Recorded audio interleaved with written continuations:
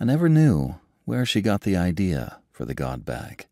In the waning days, when my mother's memory turned into a source of constant pain and confusion, I asked my brother and sister about it, but neither of them knew the origins of the threadbare velvet thing, or even when she started stuffing prayers into it.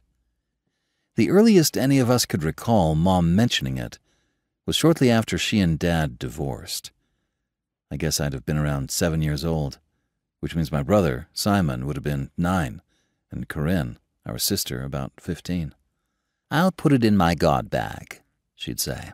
I remember the look in her eyes when she talked about it, as if she assumed we all knew exactly what she meant. I honestly don't recall if she ever explained it to me or if I figured it out through context clues, but the gist was clear. When Mom was troubled, wrestling with something in her heart, or when she'd lost something and needed to find it, she'd scribble a prayer on a scrap of white paper, fold it up, and stick it into the God bag. Reading that, you might assume we were a religious family, but I wouldn't go that far.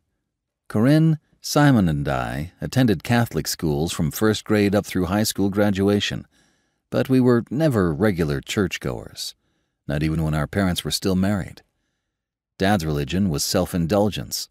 Bars were his church, women and alcohol his communion. Mom had a more eccentric sort of faith. She burned St. Joseph candles, had psychics read her tea leaves, was devoted to the predictions of her tarot cards, and she had her God bag.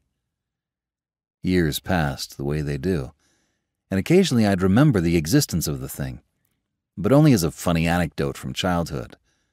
College came and went. I built myself a sustainable career as a graphic designer. I married Alan Kozik, and we found a surrogate to carry our baby, which made us dads. Being gay complicated my relationship with my mother, but I'd heard worse stories, and we all survived the turmoil.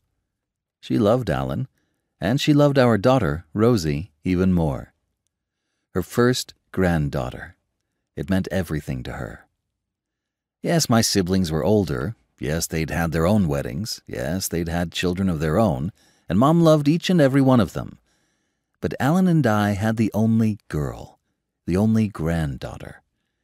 Any resistance my mother had to the idea of me being married to a burly, bearded guy who liked to hold my hand just about every minute of the day, that went out the window when Rosie came along. From then on, Mom acted as if she'd never had an issue with me being in love with a man. I still nurtured some resentment, but I let it go the best I could.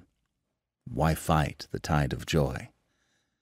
Joy, it never lasts.